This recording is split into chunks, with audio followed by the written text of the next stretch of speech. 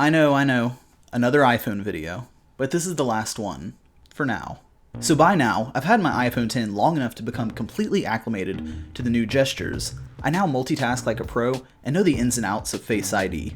In fact, I had gotten so used to the new way of navigating iOS that I had to think about how to navigate with a home button again on my 8 Plus. For the record, I've had every generation iPhone, so I've been used to a home button for a decade now, and already I've untrained myself from a home button based workflow. I found this so interesting that I played with my 8 Plus a little bit more before I boxed it up to sell, and I thought I'd talk about that. I'm Jason with Maslin Tech, let's talk iPhones.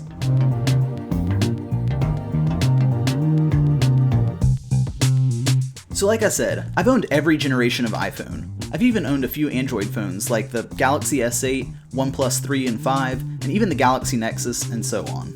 Moving between Android and iOS is obviously a bigger change than moving between iPhones, but Android and iPhones had one thing in common. Getting home was always a press near the bottom middle of the phone. The iPhone X, on the other hand, isn't. It's a swipe.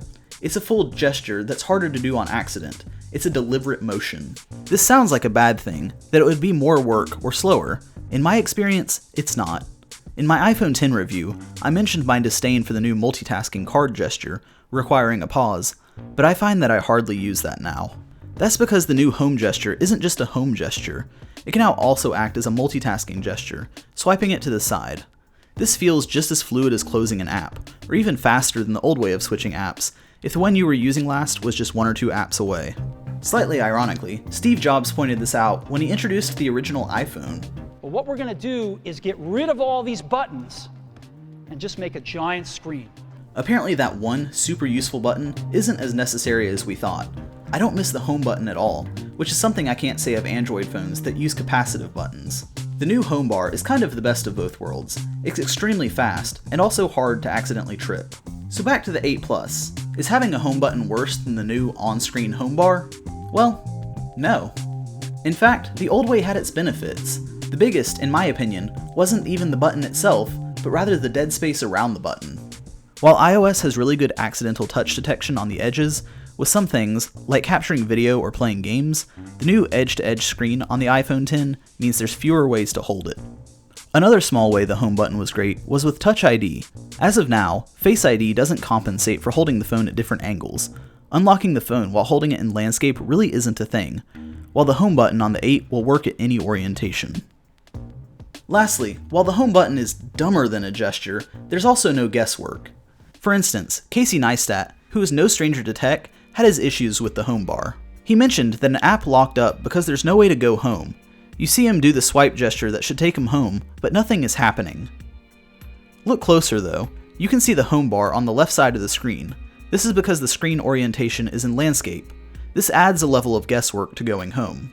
Beyond that, there's really not a big difference using the two phones. The front-facing portrait mode is probably the only hardware feature that the 8 Plus doesn't have, but in exchange, the 8 Plus has about an hour longer battery life. Lastly, viewing video is different. While the iPhone X can punch in to the full screen, notch excluded, I found myself watching videos without punching in.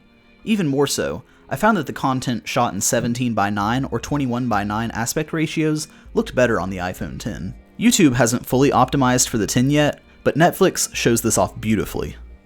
So those are my observations after using both phones for a while. Let me know what you think. In a recent interview with Wallpaper, lead designer at Apple, Jony Ive said, "Because of the fluid nature of software, this product is going to change and evolve. In 12 months' time, this object will be able to do things it can't now. I think that's extraordinary. I think we will look back on it and see it as a very significant point in terms of the products we have been developing." I'll link the article in the description below. It's a good read. You can check out my reviews for each phone on my channel as well. Thanks for watching. Like and subscribe if you enjoyed this, and I'll see you in the next one.